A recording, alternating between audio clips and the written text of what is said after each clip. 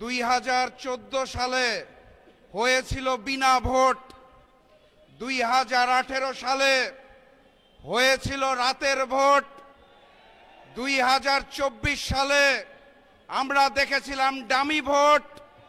Fascist Sheikh হাসিনার পতনের পর ভেবেছিলাম 2026 সালে হবে আসল ভোট, কিন্তু 2026 সালে হয়েছে ম্যানেজ ভোট।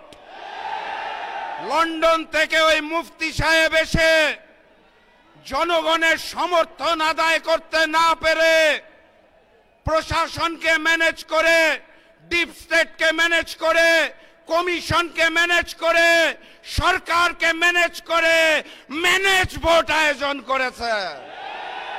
এখানেই শেষ নয়, তারা ভোটের পরে ঝাঁপিয়ে পড়েছে নির্মমভাবে জনগণের উপরে। 2018 সালে ধানের শীষে ভোট দেওয়ার জন্য যেভাবে করে গণধর্ষণ হয়েছিল, 2026 সালে এসে ধানের শীষে ভোট না দেওয়ার কারণে গণধর্ষণ আমরা দেখতে পেয়েছি। মুসলিম যখন জালিম হয়ে যায় তখন আল্লাহর আরশ কেঁপে ওঠে।